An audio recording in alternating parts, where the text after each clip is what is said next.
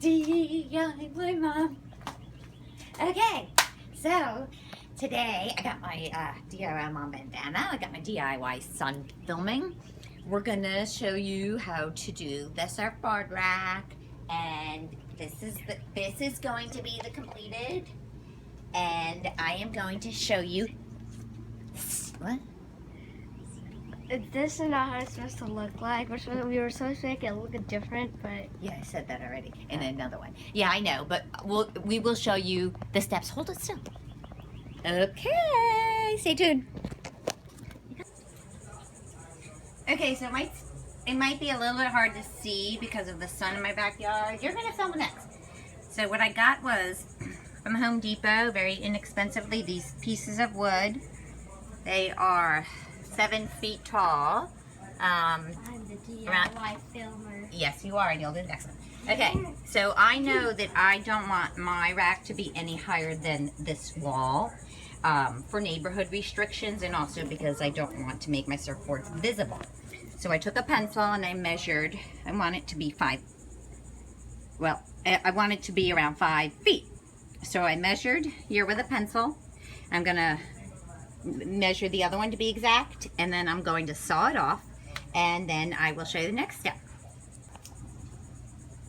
Okay, the next step is, I'm trying to avoid the sun here, is going to be to measure how long you want the rack to be. So I lined up my 2 posts here, and I'm going to keep the bottom board a bit longer because I'm going to dig this into the ground, and I want to make sure it's steady. So for now, I'm leaving it to hang over the edge a little bit, so I'm actually not going to be trimming that one.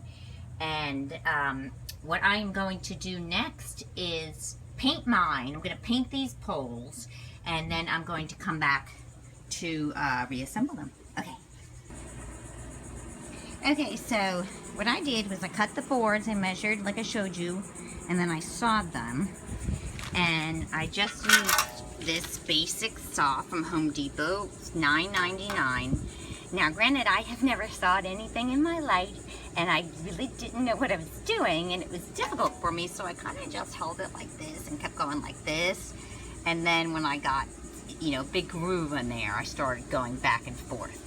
But this was, small wood, so it wasn't a problem for me. So now I started painting it, and to make sure I get all the sides too. And I'm gonna finish painting my other boards, and then we'll be back.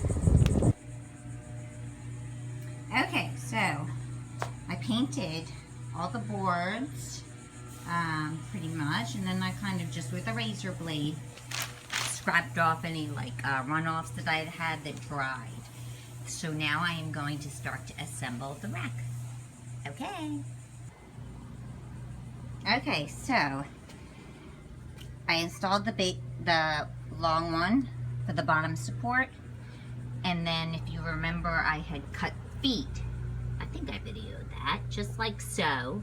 Remember that guy that used to do painting on TV? Just like so.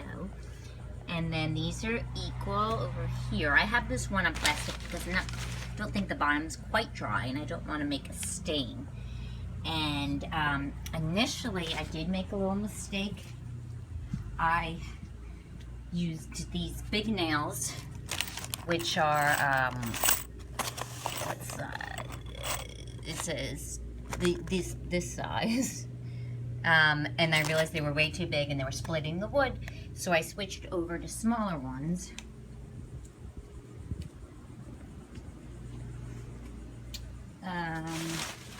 Where are they?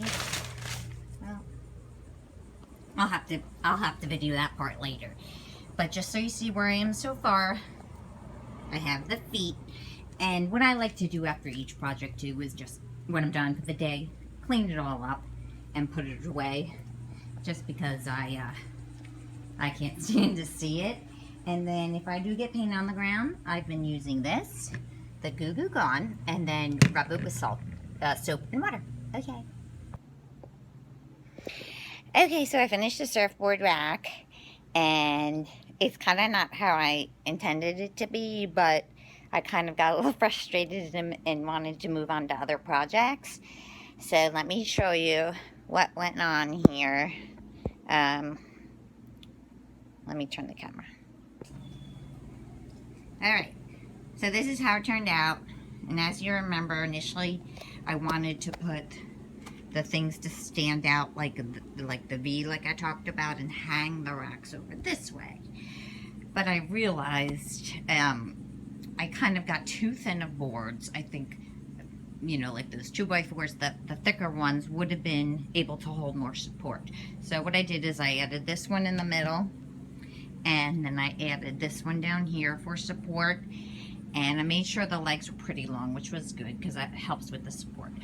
So for now, I'm kind of storing them back here. It looks a little messy for sure right now, but the idea is kind of to pull the boards up, you know, here and lean them against over here, kind of like crisscrossed.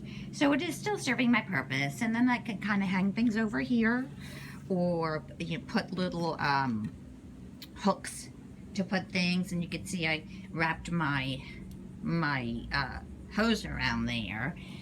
So and you know what else I did? Instead of nailing, I realized I kind of I power drilled screws in. And at first I was stripping a lot of them. So just remember to be slow and steady, as a cousin told me. And, well, that was pretty much it. Bye. Remember, subscribe. DIYmom246@gmail.com. And stay tuned for the swing. I think my projects are kind of improving as I go. Bye.